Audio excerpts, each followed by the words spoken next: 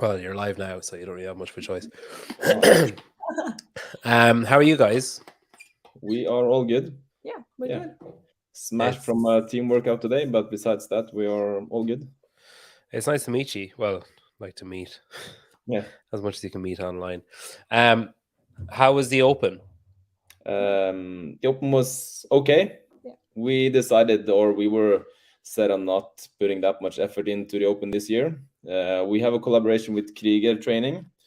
So we wanted to do them a favor. So we got the workout at 9 o'clock and we did the workout at 10 o'clock at night. So that kind of affected our performance. But we did that to be able to give the Krieger followers and the ones following that program some tips and tricks from the workout. Yeah.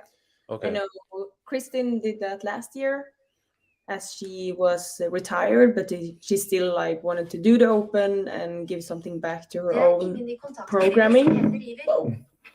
Sorry, my phone. Yeah. And since she's pregnant now, she couldn't do it herself, and we decided we would step up. Yeah. Oh, cool. I didn't know she was pregnant. That's cool. What was the thing she was doing? She was doing some like yes, she's been on a TV show called The Mesternes Mester, and it's like the Champs of Champions or something. Yeah. Okay, is that like one of those like Hell Week, like one of those kind of shows, or is it like they have like a really fun and nice week. Okay.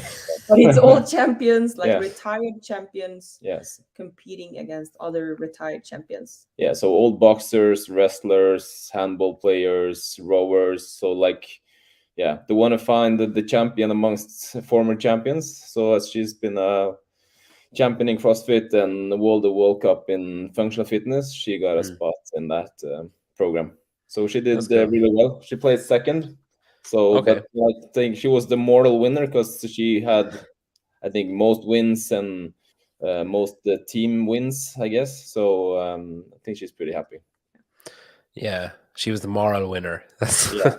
I'm sure if that's a proper English expression. I think what's really like showed off her CrossFit background was that she was really like overall good at everything, like strength, conditioning, and balance, like everything. She was winning almost all the way. Yeah, no, she's crazy impressive. Yeah, have you guys seen that? Is it the 100 on Netflix? It's like physical 100. Yeah. Not yet. No. Yeah, it's like we started watching it. Oh, my wife lasted longer than I did. The dubbing just pissed me off so much. Like they're not even speaking, and then there's a dubbed voice saying like, and it's that real fake. What was that? Did you watch Squid Games? No, I just watched that was like a Korean show as well, and I think this might be Korean as well. But the voice, you know the voice, you know, like the dubbed voice, the dubbed English voice over the Korean. Did you watch Squid Game dubbed?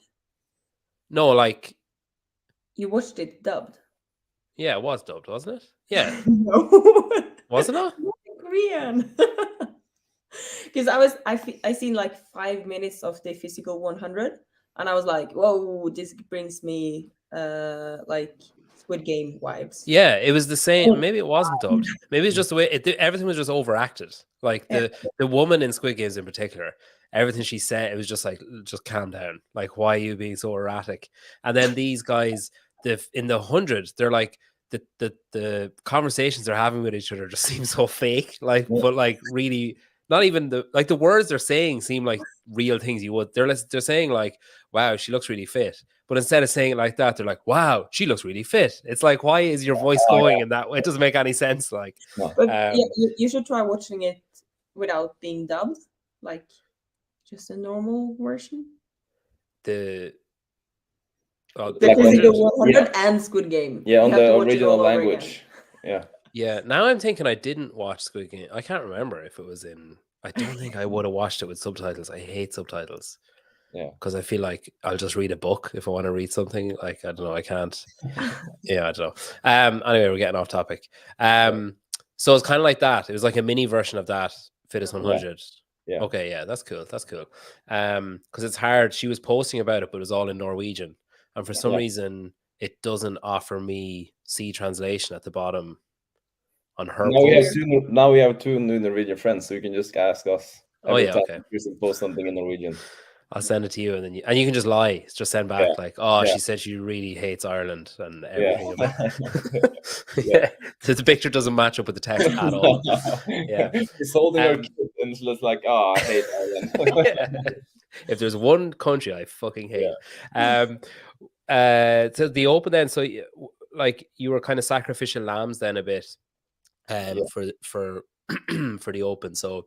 Yeah, we know that the Open is not that important. A lot of people pay attention to like the Open results and based like who's the best teams and individuals in the field based on the Open. But we did normal training Monday, Tuesday, Wednesday. We had a swim session in the morning on Thursday, and then we showed up at the gym like at 8:30, 9 o'clock at night, and then we just did a general warm up, and then we just decided to go. So that obviously affects our performance. But like we are pretty relaxed, and we know that this is not the time that we are supposed to be in our best shape, and we also know that we as individuals are maybe not all the way up there, but we are better as a team. So we are pretty confident that our placement in the Open is not going to dictate how we perform when the quarterfinal comes and the semifinal comes, and hopefully the games in August. And I think all of us are athletes who perform better, like not all year round, but because peaking, like in the games twice, I really trust the process. Yeah. First year I was like a little bit nervous, like, okay, we're not like supposed to be better now, but I know the process is gonna work the same way as earlier. Yeah, and most of us better than earlier, you hope. Even better. Yeah, hopefully. And like we've all been dealing with some injuries. Me and Nico, we actually took 3-4 months off. The girls competed all the way through December, so they had to take a little off season, a couple of weeks in January. So obviously our preparations were not optimal for the Open, but like we said, like we don't really care, and we know that this like the Open is like you just got to do the workout, and the result is going to be good enough to qualify for the quarterfinals, and that's what we did. And now we're just preparing for the next leg. Is it hard, despite all of that, despite like, you know, not caring about it or knowing where your focus is it hard seeing like, you know, say Proven being on top of the Open leaderboard and thinking like, oh, maybe it would have been nice to make a statement and, you know, like be up, like, do you care about that kind of stuff at all? He doesn't think it's hard. I think he's not on social media, so he doesn't know this stuff. But I'm a little bit too much on social media. I'm like, the Proven team, have you seen them? And like the Danish team, they look so good. And Invictus, so they all look really good. But I guess everything looks good on Instagram, and we just have to see. Yeah, and we saw the same thing last year as well. We saw teams performing better at the Open, better at the quarterfinals, and then we came to the semifinals. We had 6 event wins, and we beat Mayhem and Reykjavik in one of the workouts as well. So we know that like we got to be confident that we're not supposed to be in shape now. Of course, it would be fun to be on top of the leaderboard, just knowing that we are all the way up there, because the field is changing from 2022 to 2023. So would be cool, but I think we are confident that come semifinals and the games, we're going to be all the way up there. What is it true that you were going to retire like this year, like that last year was going to be your last year? The team is retiring, I think. Were you backing out altogether or no? Me or Lena? You. Didn't me. You say so like so we were not really sure. Like the entire season we were just thinking that this was going to be like our last year. Lena was thinking about the idea of going individual. Ingrid's body with all of her injuries were not sure that she could take another year. Nico became a dad in late August, so we didn't really know that what was going to happen. So we just we went to the games. We had an awesome experience, came second, and like we thought that this is this is it. And then we decided to meet up, I think it was late September, to do a little recap and just talk through the experience and just have a meeting. And then Lena said that if we're motivated to go, she could give it another year. Nico said that his girlfriend said it was okay for him to do another year. And Ingrid is also like, she, what's it called, gets pressured by the group. So if the group says let's go, she's ready to go. You're not going to be the one. You're not going to be the one that doesn't do it. And then, I think 4 of us was like, we would only do it with this team. We all 4 thought that one of us was gonna like jump into something else. You know, it's like, now we're not keen with doing a team with someone else. But when all 4 was like, yeah, maybe. Then we got really stoked. And we didn't really talk that much about it because Lena had Madrid as an individual planned, and she had Dubai, and she had another one. What's the last one? Dubai. So she had some individual competitions lined up. So we were like, she's transitioning to an individual athlete, and we didn't want to like mess with her mindset and everything. But I guess something changed during the games and during the team debrief we had. So You said what everyone else was planning on doing, but what were you planning? So you said like, oh, Lena was thinking going individual, Ingrid was a bit beaten up, and Nico was a new dad. You never said like, were you just kind of waiting to see what everyone else would do? Were you like, I'll do it or I won't do it, I don't really care, just tell me what to do? Or had you your own ideas? Like I was ready for whatever the team would decide to do. Like I had some injuries as well. I had some issues with my shoulder, so with my elbow. So I was ready to take 3 to 4 months off, just training a little less, just to take care of my body, and I would do whatever. But I wouldn't go for another team, I guess, because we've had 2 amazing seasons. So going into another season with a team that maybe wasn't that confident in qualifying for the games wouldn't be a good option, I guess. So I was kind of ready to retire, but still hungry for more once we decided to go. So I think also both you and Ingrid are like really also good in team, but you prefer a team. And me and Nico, we have done a little bit more individually, maybe. So for you guys, it was even more like, if I'm not doing team, you're done, kind of. I think didn't Nathan Bird used to coach Nico, I think, didn't he? I think I remember. Yeah, because he's a big guy, isn't he, Nico? Like I think you're the same size. I think we're about the same size. Both of us gained 10 kilos in the off season, and now we have the race to not the 10 kilos you want to gain. You just gained 10 kilos. Okay, right. I was like, geez, you must have seriously bulked up, right? Okay, so not the good 10 kilos. You just gained 10 kilos. Right? Not 10 kilos of muscles, but 10 kilos and something added to my jaw as well. So when you mentioned there, Lena, that you have like individual aspirations, and that you did a few individual competitions. How did that feel after? Because obviously you did team, you podiumed twice with team, and then you were going individual. And at the time, I suppose, when you were in Madrid and you were in Dubai, you were like, well, this is it now. I'm an individual athlete, like from here on out, presumably, like, with the when you were registering for them and doing the qualifiers and that kind of stuff.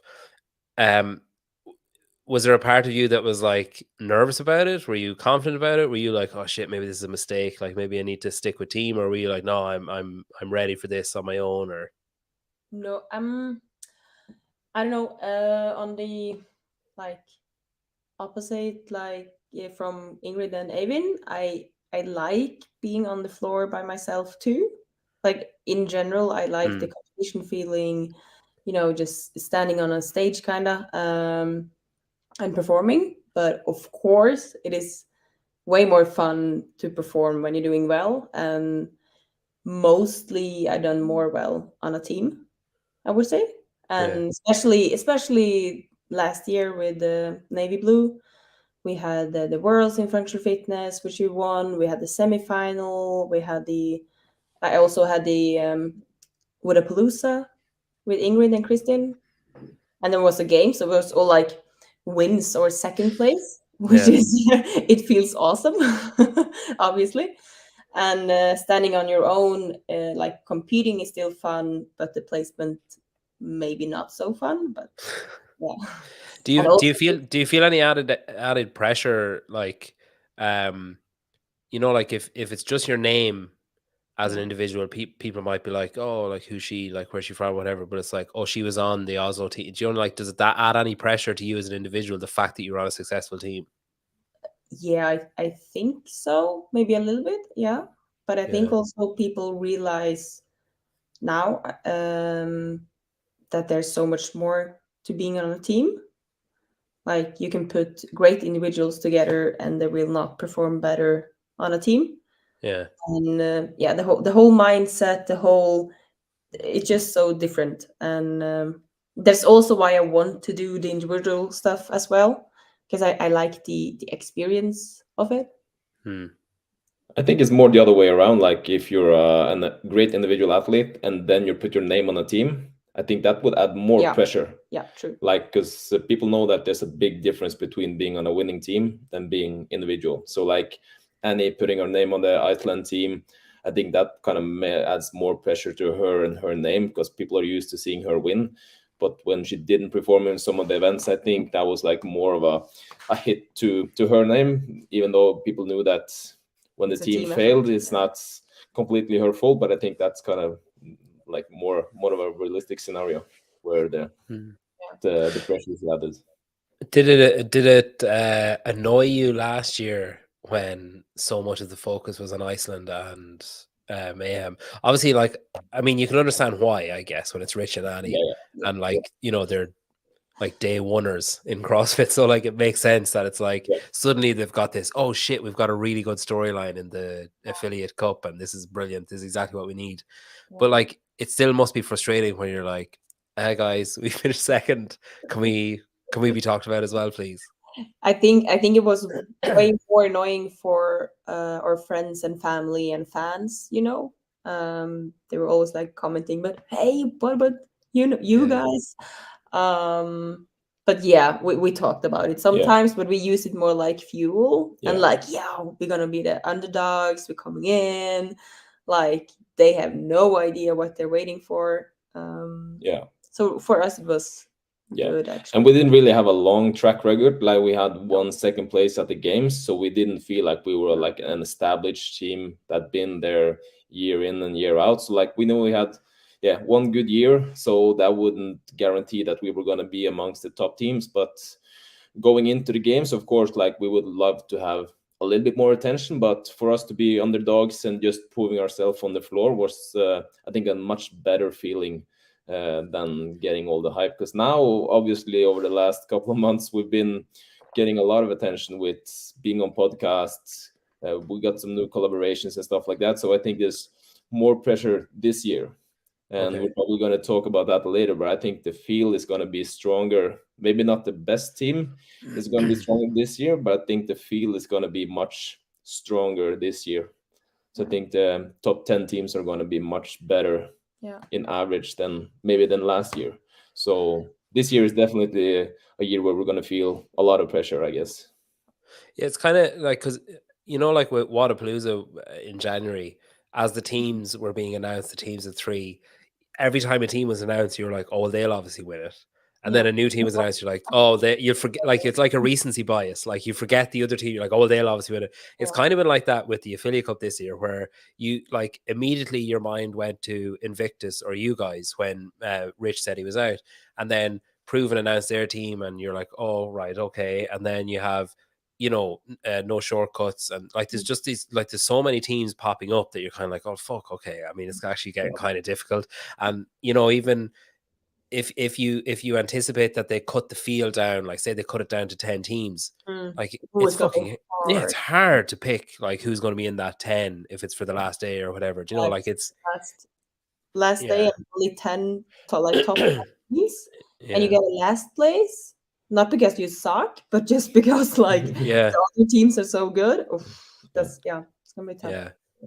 I think people underestimate the benefit of having trained together for several years, because you learn how to communicate, you know how to strategize workouts because you know each other's strengths and weaknesses, and like, you know, like especially when we do the worm, you know exactly how to move, how it's going to feel because you've done 1,000 reps before. So I think for the teams that are going to succeed, they need to have hundreds of hours where they've trained together, doing synchronized stuff, being under fatigue, work with the bob, work with the worm and stuff like that. So it's going to be exciting to see how the new teams stack up, because now they've only been tested one by one in the open, and we're probably just going to see some synchronized movements in the quarterfinals, but come semifinals we're going to see the worm, I guess, and especially at the game. So that's when you really test the team. So I don't think maybe the best teams in the quarterfinals are going to be the best teams in the semifinals and at the games. Yeah. Did it bother you, Annie, or do you care when you saw that they were changing it to a larger semi-final, like one large semi-final? Does that make it any way different for you guys at all? No, I think that's great, actually. Yeah. Like seeing all the teams. Yeah. It bothered me they didn't do that last year. Is that because you wouldn't have been tested against certain teams, but you were tested against other teams? Kind of, okay. Yeah, it would be great to have like the semi-final against Reykjavik too, maybe, and like get a little bit more feeling going into games.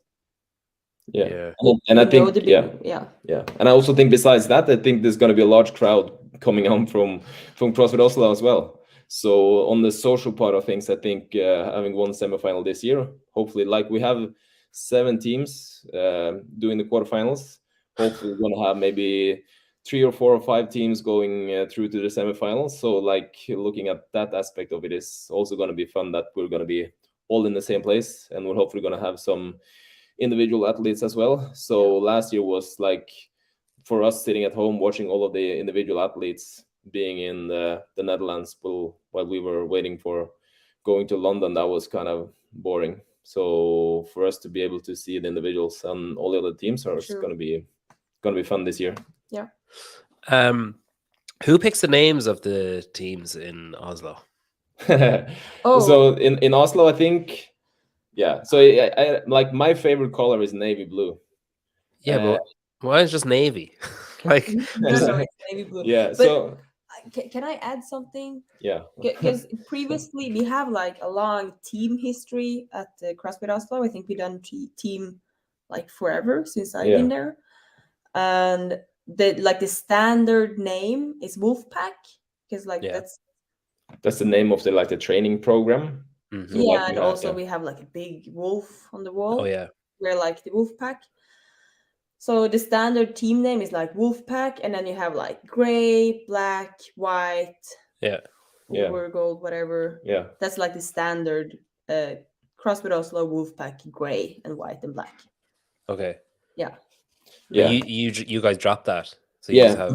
Yeah, but that's why we went with the color, and I think like my favorite color is navy blue, and I'm the team captain, so I'm the one that signed up the team. So like I think we did the French Throwdown back in 2018 or 19 or something, and I was the one that signed up the team, so I just added navy blue. And like when we signed up navy blue for the first time back in 2021, I didn't realize that. I think it was 22 last year.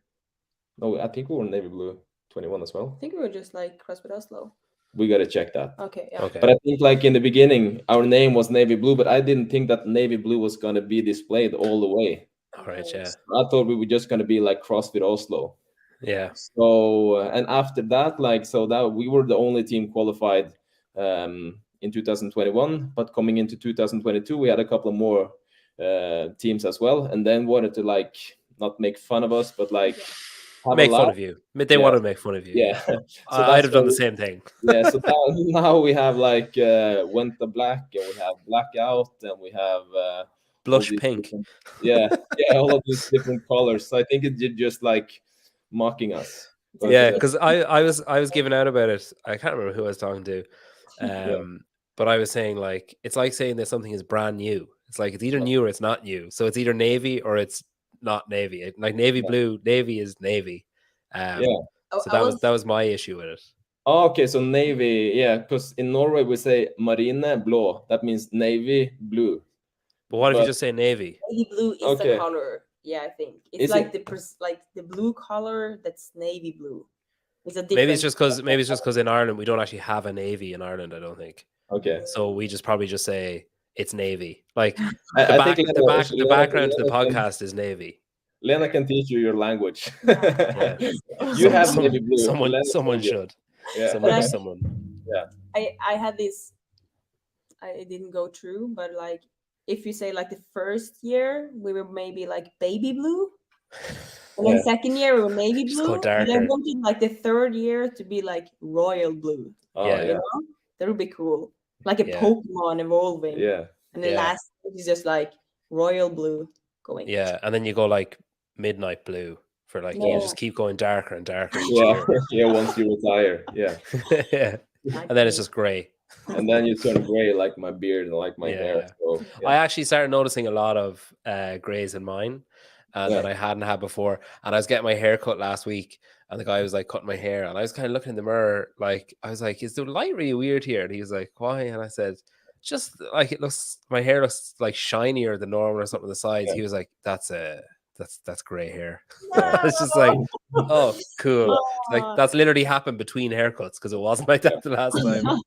I'm gonna tell you why the beard turns gray, but it's not suitable to tell it online on air. No, go on. No, not online. No. I don't think you're able to blur it out. Oh, I don't give a shit. Oh, you don't give a shit? No. Okay, you know the female reproduction organ? Yes. Like when you're intimate with a girl, Yes. there's moist, and that moist is able to bleach stuff. Moist. weird. So Yeah. moist is not a noun, first of all. So moist is an adjective. So your Okay, so- moist so is how the- you describe something as moist, not the Okay, moisture. so Okay, the, right. the female liquids can Yeah.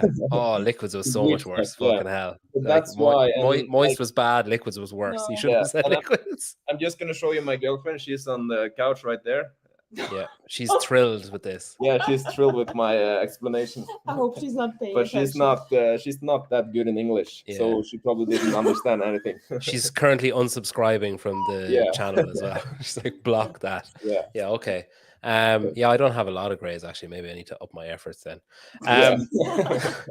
So I was listening to Matt Fraser was on Talking Elite, did a video after, I think they interviewed some people when they're in Miami, and they did a video with him, and it was like very high production levels because they've had substantial investment.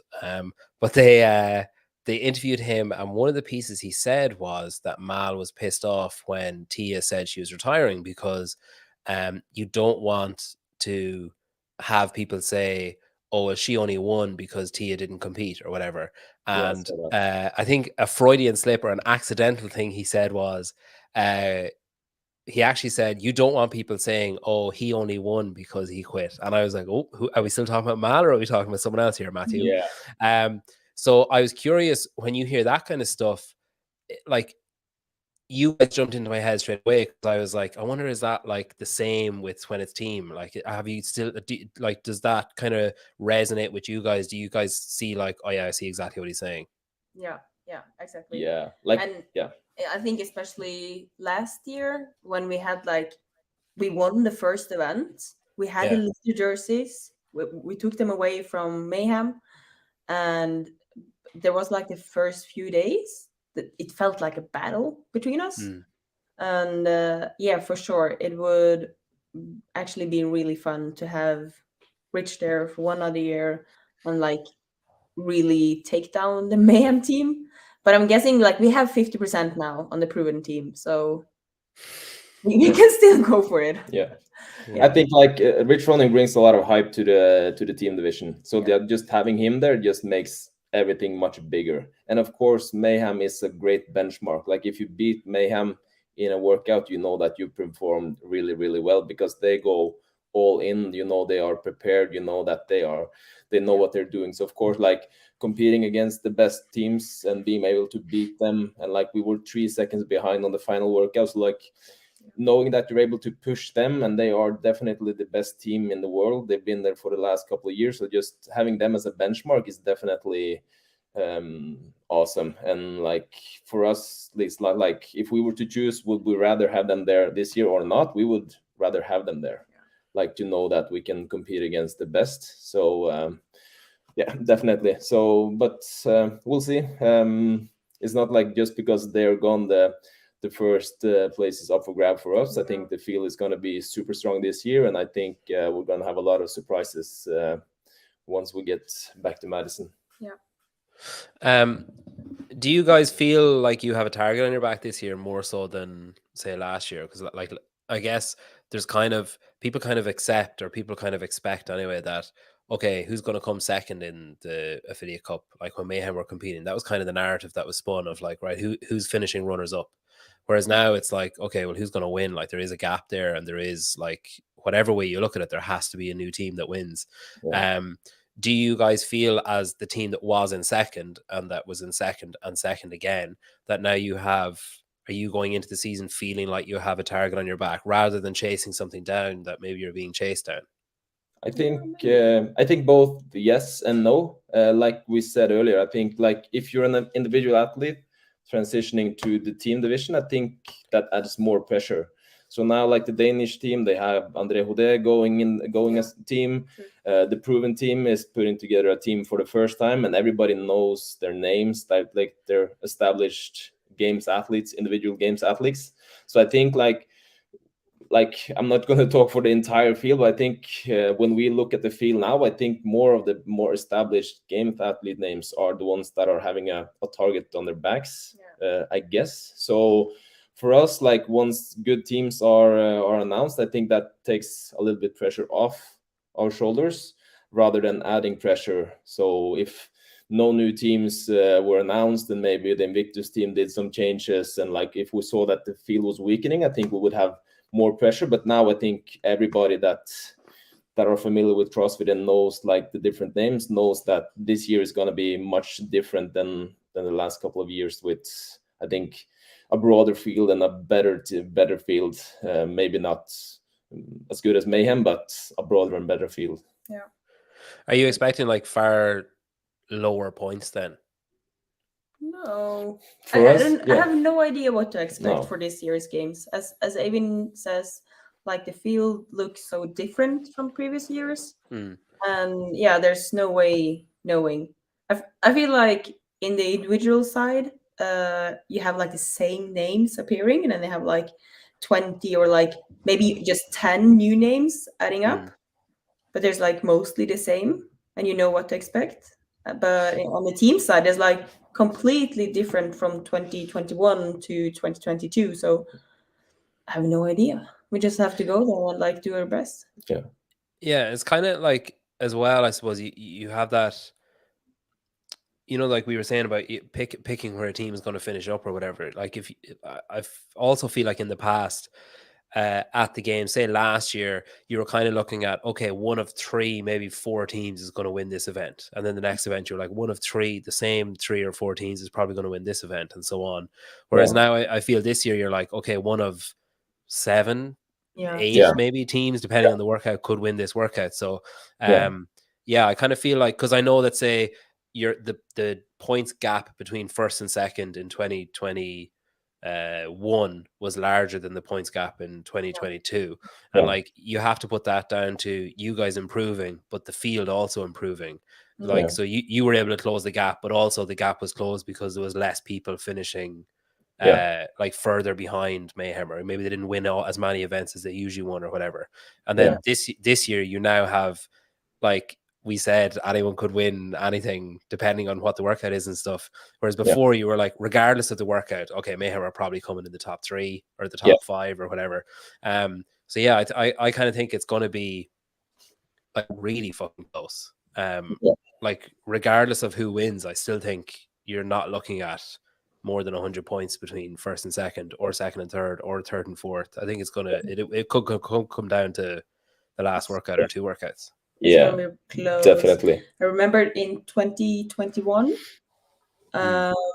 you had the cut, so there's only 10 teams going into the last workout, and we had a pretty solid like second place. It was pretty solid going into the last workout. But then really we realized like, okay, it's top 10. So if we place 7th or 8th, then the gap is like we could lose it. And we had this overhead walk with the worm. And we started failing, and I could just like see the second place slipping away, and we just like couldn't get it. Oh, that was nerve-wracking. Yeah. But luckily we had a little buffer, so we like the event didn't harm us that much. But definitely that was. I think we couldn't afford an event like this in 2022 because that would have bumped us out of the top 3 maybe. Is it easier, say, like which year was maybe not physically easier, but like mentally easier? Like, is it easier to be there when no one really knows who you are, and like you're totally flying under like everyone's radar, apart from people who are like, you know, maybe like Brian Friend or whoever, someone who's a real nerd in the sport, in 2021, and then in 2022 you come back and now it's like the other teams are saying, oh, that's the team that finished second last year, like they're the team we need to keep up with, etc. Like, was it easier being there as almost like a rookie team that's just kind of like, you know, no one really knows what to expect of us, there's no major expectation because we haven't been on the podium, we haven't like been visible to all these people on a consistent basis, whereas in 2022 it's like, oh shit, like everyone knows we're on the podium, everyone knows who we are. If they're obviously interested in team competition because they're at a team competition, so they've probably been looking at the teams they're competing against, they probably know who we are and what makes us tick and stuff. Like, was it easier being confident having been on the podium, or was it easier being like, zero expectations on us, let's just see what happens in 2021, say? I don't know. I think both years we were underdogs, you know, because of the Annie Rich rivalry. Rivalry. I'm saying it in close enough. Yeah. So no, I don't know. So I think like the first year everything was just a bonus. Like we did well in the quarterfinals and semifinals, so we knew that we were a good team, but we didn't know how good we were. So like when we saw that we were climbing the leaderboards year 1, we were like, everything was just a bonus. Like we didn't know that if we were going to be top 20, top 30, top 10 or anything. So everything was just a bonus. But then we saw that we could perform and that we were a top team. So that gave us some confidence. But like going into 2022, like when the CrossFit Games started, we had a flying start. Like we had an event win. We were wearing the leaders jersey, so we really felt that we were going to be all the way up there. So like dropping down would be like especially like my thoughts are like, it's going to be super disappointing because we were in first or second the entire weekend. So like once the weekend was progressing, I think we would be super let down if we were to slip down to third or to fourth or just being out. But we didn't. But so I think like the pressure was not there in 2021. Everything was just a bonus the first time. Just things were super smooth. But like mentally, I think 21 was harder. But also because there were so many workouts that didn't go as planned, you know, because we were so like new to the whole game. And when did you guys become a team? What year? Like, was it during 2020, 2021, like that off season? Yeah, so me, Lena and Eivind, we've done some qualifiers for some competition since 2018, I think. I think we tried to qualify for the French Throwdown in 2018 or something. Yeah, 19 or 18. Yeah, and then we did a sanctional event in 2019 with another guy. And then we had, 2021 season, the 3 of us with a boy called named Marius. And then the 4 of us, or the 3 of us, and a guy named Nico, of course, the one that's on the team now, qualified for the World Cup in functional fitness. So we came together, I think, just late 2021, and we saw that we worked well as a team. So we decided to put that team together for the 2022 season. So that year that you so 2021 games. Yeah. Was that your, because the semifinals were online that year, so was that your first in-person competition at the game? Fucking hell. Team competition. Yeah. And that's also when all like the warm stuff, like how to communicate as a team, like how important like some non-verbal stuff are when you're at like in the Coliseum and everyone is screaming. And we had none of you had games experience before that. No. So there was so you're all being like bombarded like this sensory overload. You're all nervous. You're all out of your comfort zone. Yeah, fucking hell. That's why I'm thinking like, yes, we had no pressure in 21, but mentally it was hard because there were so many workouts that didn't go as planned. We were frustrated, and 22 most workouts went as planned. I think there was a lot of like smooth sailing. We did like purely the best that we could, I think. Well, I was looking at your placings, and you have the same. So you won 2 events and won 2 events, but like your outliers are much closer to like top 6 or 7. You know, like whereas there was like a 14th or whatever in 2021, but in 2022, it's like I don't think you finished outside like 8th. You know what I mean? Like everything's much more condensed in 2022, whereas 2021 there's a bit more of a scattergun with so you're obviously like shored up your weaknesses, like you know, as athletes as well as like that kind of communication stuff that you're talking about too. I think we really like realized as a team how important that part is, especially at games. Like quarterfinals, maybe not that so much, but at semifinals and games stuff, that's way more important than each one being individually good. But also from last year, what we saw was, okay, the relay style workouts where you go like 1-on-1. We fell a little bit through the gap, and that's what we've been working on now. Like each and every one of us needs to be better individuals. And if you put that into like the team mix and how good we are as a team, I think that's a winning recipe. Do you guys ever argue with each other? Yeah. Yes. Well, you know, it's honest because most teams go, no, maybe almost once. Like it's like fuck off. Like everyone argues with everyone eventually, especially when it's in that high pressure scenario. I think we didn't argue this training today. No, we're just like laughing. I thought you were gonna say this year. No. I don't think we had a fight today, did we? Today we didn't argue. Yeah, but we've learned, like we've learned from our previous experience. So we've decided that after the workout, we take maybe 10-15 minutes where we don't, like, of course we talk, but we clean the equipment, then we do a debrief. Because if one of us failed or didn't feel like we were performing well, if we start communicating or try to correct the wrongs we did or the no reps we got, if we do that like within the first couple of minutes, it's going to be an argument, no doubt. But now we just rest for a couple of minutes, we clean the equipment, then we take a little debrief with either the 4 of us or with the coach. And like that makes it easier to just reflect and just cool down. Because last year we were like, once we were just letting go of the worm, we decided to, okay, now we're going to argue straight away, or we're going to talk about what went wrong, and we're going to start placing the blame on who did worse or who did wrong. It's like that Spider-Man meme, you know, where they're pointing at each other. It's like so but we argue a lot. But I think one of our strengths is that we know each other really well. We care about each other. We know like how to. I know how to annoy Lena. Lena knows how to annoy me, and like I think that's a strength as a team as well. Just knowing each other on a personal basis as well. When to talk and when not to talk.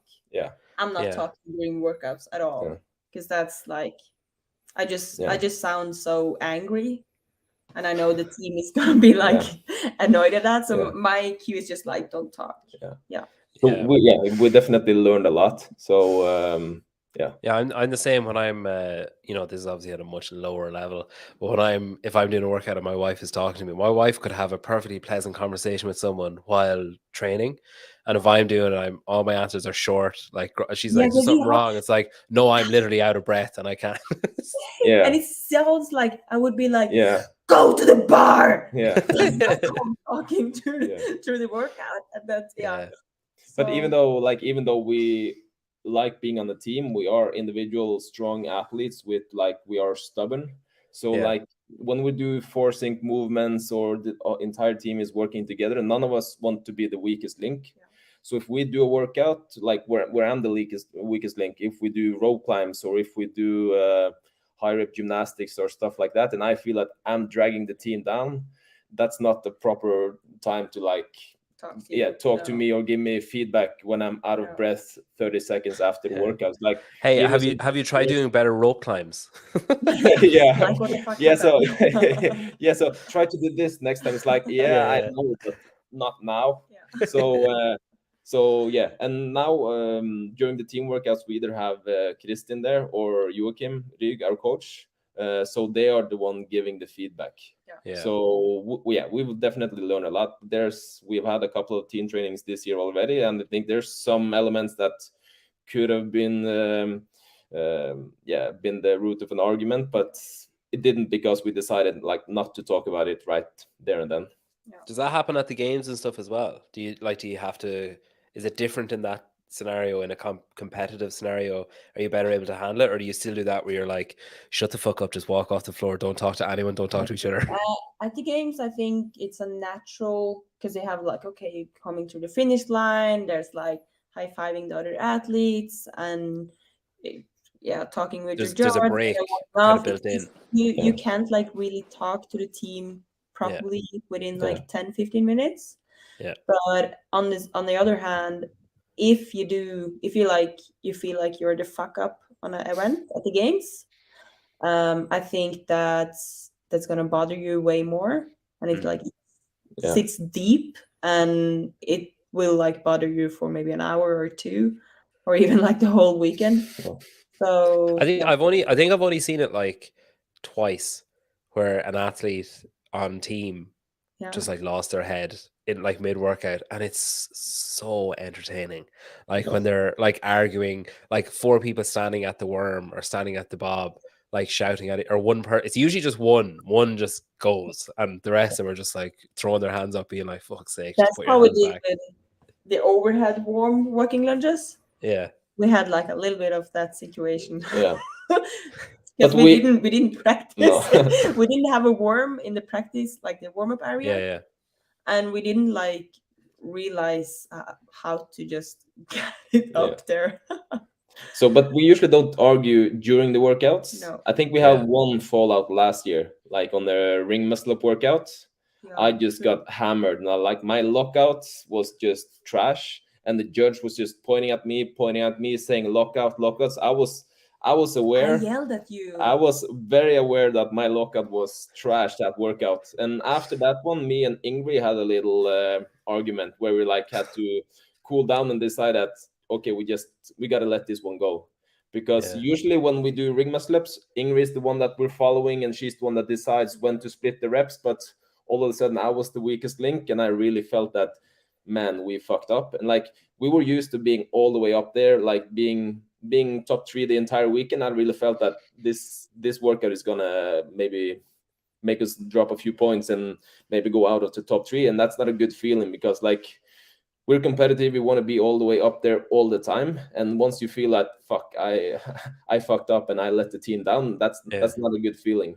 And like there was one small comment in the cool down area from Ingrid where she did really talk to me. She was talking to our coach, but I heard it, and that like made me snap and didn't create a kind of a messy situation. But after an hour it was all gone, but there and then it was not that pleasant.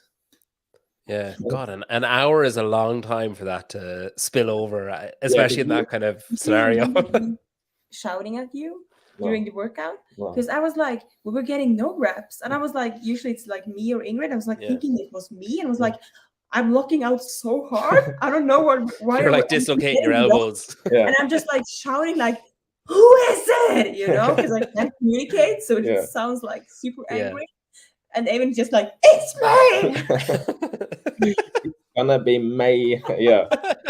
So but we've definitely learned a lot when it comes to arguing and when to communicate, how to communicate, because Nico is always the one like maybe counting down rest when we do the breaks and stuff like that. But I'm like, we're 4 individuals. that are super stubborn, like I said, but I'm the team captain. So if things don't go as planned, I'm the one that's supposed to say that now we do this. So if like plan A, B, and C doesn't work, I'm the one that's supposed to say now we do this, and then we now we blame Ingrid. Yeah. now we find the weakest link and just throw her under the bus. So, and then we just gotta go with it, because if we start fucking up, it's usually just now we just gotta figure out a way to finish it, and maybe just go an easier way that we would have done. So it's funny, like, the way you're saying that the judge is pointing at you saying lockout, and you're like, yeah, I know. It's one of the most unnecessary things you'll ever see a judge do is, like in a 1 rep max lift, and someone like doesn't jerk, and they're like, no reps, like that was not necessary. Like everyone in the room can see that was not a rep. You did not mean, and especially the ones that do the big exaggerated, like it's like you could have just quietly shaken your head and just be like, sorry that you didn't lock out they there. wanted like 2 seconds of fame, like finally I can do the sign I've been practicing on. The head judge was like this, like just pointing at me and looking at that lockout. It was like, yeah, I know. My teammates know, the fans at home knows, our coach knows. So that was just, that was my, I think that was maybe, we haven't been to the games that many times, but I think that's my worst experience. Definitely. Failing something on that kind of stage can't be easy. You mentioned your coach. Have you the same? So you've changed your coaching setup a bit this year, haven't you, compared to last year? Yeah. So last year in 2021 and 22, we've had Simen Åslund as the primary coach, but Joachim has always been programming the individual programs for Lena and Ingrid. And he's also been a coach at CrossFit Oslo, so he's always been there, like guiding us and helping us and cooperating with Simen as well. But last year, Simen also had an opportunity to coach Mathilde Garnes. She's an individual athlete.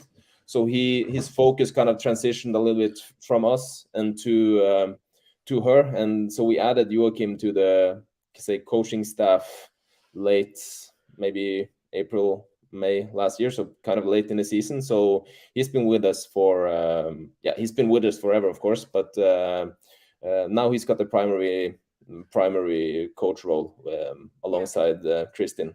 So Joachim has been coaching Kristin for many years, and Joachim like always been at the gym, and he's the head coach for many years, and he's like the head programming from on Krieger training. And so, is that your the word just went in my head. Is that your like umbrella thing then? Is Krieger is like you guys are under Krieger? Okay, right. Yeah, so like Mayhem is Mayhem, Invictus is Invictus, and we are of course in CrossFit Oslo, but it's like the Krieger is kind of the name of the program. So we are like working with Krieger. Yeah. And have you gotten access to other things then off the back of that? Like have you changed? So say like if you guys had programming to do or training to do as individuals, and then when you came together as a team, is it more of this year, is it more of 4 individuals training together in the off season? Have you started team stuff earlier? Have you started later? Have you changed anything in that kind of way? Because obviously with a new coach, there might be a new perspective and stuff. And then also has the fact that you're now with Krieger, like say officially with the owner of it or whatever, the founders of it, has that given you access to other experts that they might usually use for say Matilda or whoever they were coaching as individuals before? Yeah, so Lena said it, I think, a little bit earlier. So last year we started training as a team. Like, of course, we started training as a team now, but we started doing team stuff multiple times a week in January. This year we focused on being better individuals. So now we're focused more on individual weaknesses, and we're probably going to do that until maybe late April, beginning of May. So now we're doing a lot less team stuff and doing more individual programming, because we know that we're confident that we know how to synchronize gymnastics, we know how to work the warm, we know how to work the bob. So we're going to postpone that a little bit until later this season, probably after the quarterfinals. But we do team session once a week. Every Wednesday we do team sessions. So we do a little bob, we do a little warm, just to make sure that we are still in sync. But that's kind of like the major difference between the previous 2 seasons and this season, is that we have much more individual focus. Yeah. Okay. Yeah. I think like last year, all of the hard sessions throughout the week was team workouts. So you never really get like, of course you get crushed on team workouts, but we didn't get this individual experience of pushing really hard by yourself. And that's what we want, or we saw that we needed that as well, if there's a relay or something. And I think maybe we saw a little sign of that during the Open this year, that we're not used to pushing maximal as individuals. Yeah. Like if we were to do the workouts, the Open workouts sync, 2 sync or 4 sync, I think we would probably crush our own score, because we would be able to push and help each other. So we need to also learn to compete as individuals, because at the games there's probably going to be 1 or 2 workouts where you're out there by yourself, and you need to be able to push really hard. Yeah. So I think that's kind of the focus this year, that we saw that the workouts where we were you go, I go last year, I think that's the events we didn't perform as well. Yeah. So that's kind of why we changed the focus up a little bit. Yeah. And also you asked about like specialists and stuff. Yeah. Cryo Training has hooked us up with like swim coaches. Okay. So swim coaches this year, and we have strongman coaches. Yeah. So I assume because you're from like Scandinavia, I'm assuming you were all like Olympic level swimmers before you did CrossFit, were you? No. Nico loves swimming. There's always one. There's like it's crazy how many like Scandinavians swim. Eivind is okay plus, and me and Ingrid needs some training. Yes. Well, last year we were super lucky, because we only did laps of 2 times 25 meters in the pool, and when we got to the games, that's what we got. So we were super fortunate. You really put all your eggs in one basket on that one. Yeah. But like we saw that there was going to be a swimming pool, but we thought that there was only going to be for the individuals. Like, how can they organize like a swimming event for 40 teams? But they did. But they did, and they did it super smooth. So that means that we got to swim this year as well. Yeah. How's it been with that kind of stuff then, with having other other coaches being involved and other experts and stuff being involved? Because I'm always curious with that, with say Mayhem do it a lot, where they bring in Hinshaw and they bring in other people to do stuff, and like HWPO are doing it where they've got like loads of different coaches with loads of different backgrounds and levels of expertise and stuff. But like there's obviously a level of professional respect between coaches, but there's also that thing of like, you're mentioning about you 4 being stubborn and having your own egos that you have to manage and stuff. I mean, it's probably similar for coaches, where it's like the strongman coach is probably like, well, strongman's the most important thing you can ever do, and the swimming coach is like, no, like conditioning is the most, like, do you find that is there ever a case of like, too many cooks kind of thing? Yeah, I think the coaches we have now are pretty good at, like, they know we do CrossFit. Yeah. And I know like the time aspect we have, and they're really like, especially our strongman coach, he's like, okay, so I see he watched like Rogue and stuff, and he would be like, okay, or the strongman events at the games, he watched them and he knows like, okay, so most CrossFitters, you like using your like the hip hinge to create power, but if you could use like the knees and be a little bit more upright, and we try it, and if it doesn't suit us, he would be like open for us to do the CrossFit technique of it. Yeah. And I also think that the specialty coaches that we are working with now, they only want to teach us the technique. They don't want to teach us how to get your best endurance or how to improve our capacity. So there's no mixing there. So when we are in the pool now, it's not like if you want to have a good condition, you need to swim 5,000 meters. It's not like that. Now we're just like, when it comes to the swimming, we're like back to basics, learning the technique and just learning how to be more efficient when we swim.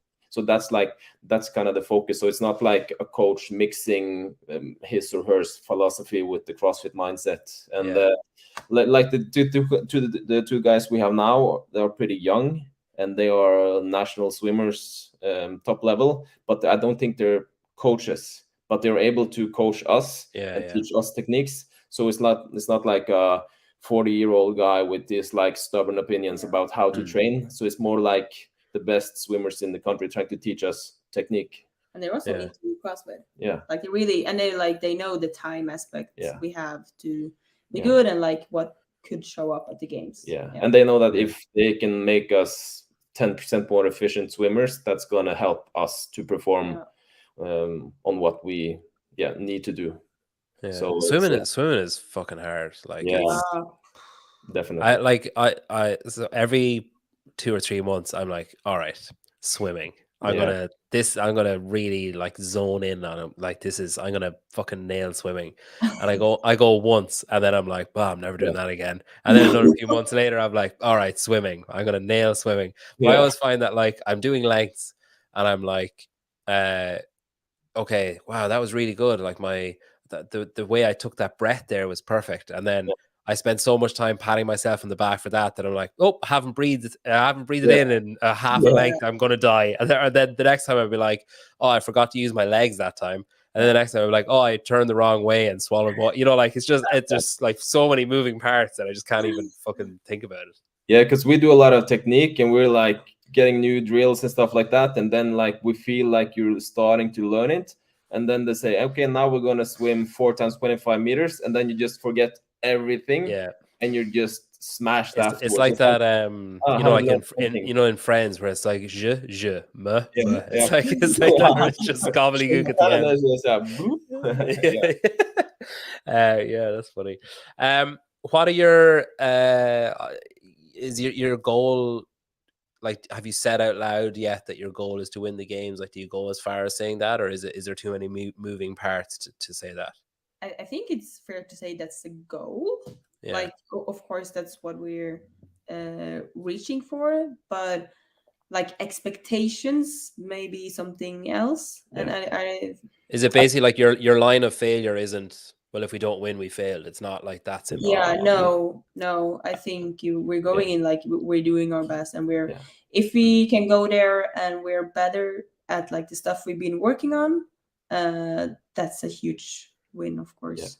I think we know that we're capable of winning the games because we have beaten Mayhem in workouts, we've beaten Reykjavik in workouts, we've beaten Invictus in workouts, so we know that we're capable. But of course, we have weaknesses, so it's gonna depend a little bit on the programming, of course.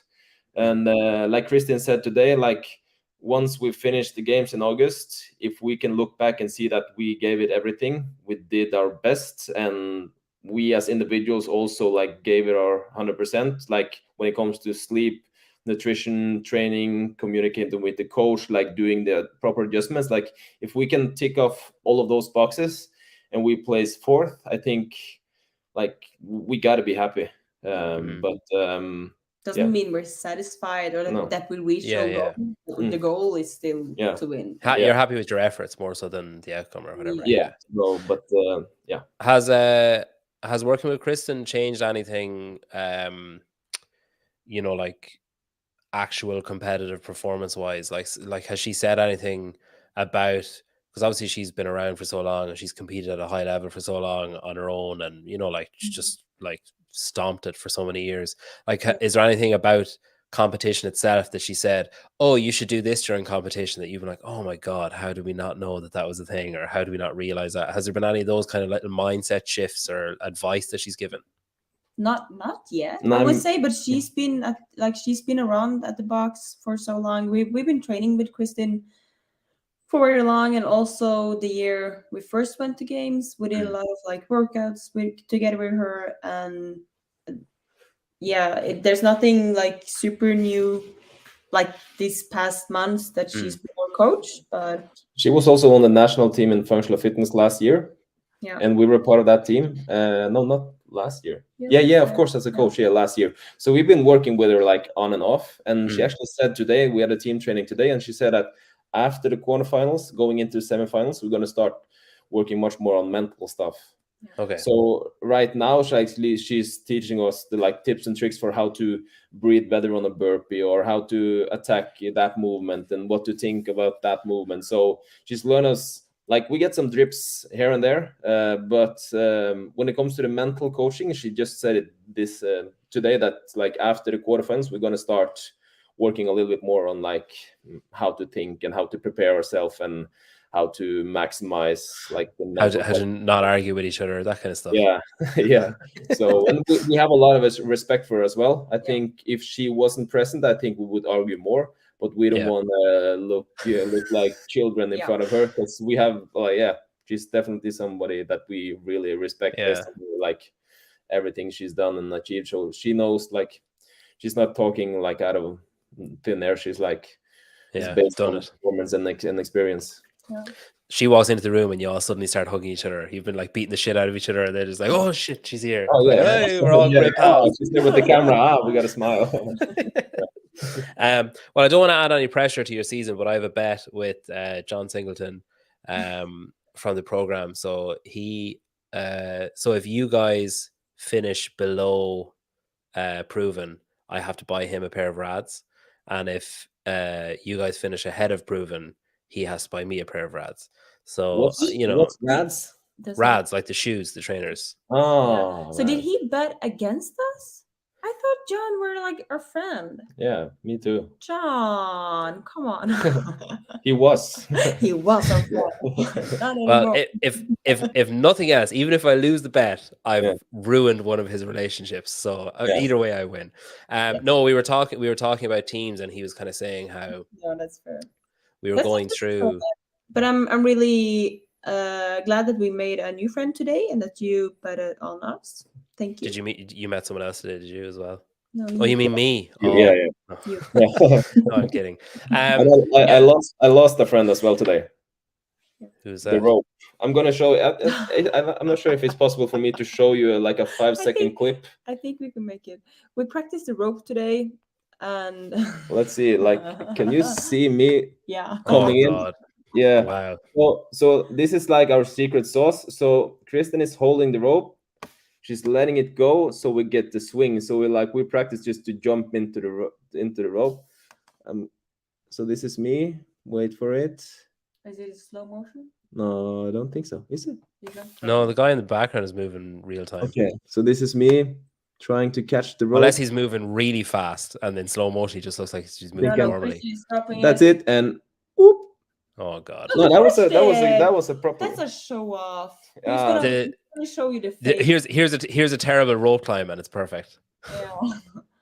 That's it. Oh, it's such a pathetic little. Like, you realize halfway through your jump that it's not. That's who was that? Was it Medeiros at Mac or one of those where he jumped and like just totally missed? Yeah, it was like that. Yeah, wow, it's okay. A practical skill when you're on a team and you need like to change between. So is she mimicking the fact that if he gets off the rope and you're getting on, it would be moving? Yeah, if we do you go, I go. Like, you don't have time to stop the rope and stuff like that. You just got to learn how to run into the rope and like catch it. Yeah. So I think that's something that's not something I'm ever going to need to even marginally concern myself with learning how to do. I'll stick to not drowning once every 3 months. That'll be well, look, best of luck with the season. It's been great chatting to you. I really appreciate you coming on. It's I'm really excited for the team season. I'm trying to get other people excited about it as well. I think there is a good bit of excitement, but I'm like, I think it's going to be pretty remarkable. I think how close it's going to be and how tight it's going to be. So hopefully quarterfinals go well. Best of luck this weekend. Hopefully everything goes well there, and then Berlin next after that. It's actually really fucking creeping up. I remember I booked flights to Berlin and I was like, that's fucking ages away. And then I was just looking at my calendar today and I was like, shit, it's actually quite close. Like, it's only it's only a matter of weeks now, whereas it seemed like it was 6 or 7 months away. It's really creeping up. But best of luck. Enjoy the season. Yeah, we enjoyed it. My pleasure. Nice chat. Thank you. Yeah. And I think it was fun to like talk a little bit, not that much about just CrossFit. Like, now we can talk about different things. So it's kind of a different podcast, and I think the listeners would enjoy it rather than talking about 1 rep max and strict toes. And I'm also not going to put it behind a paywall. So good.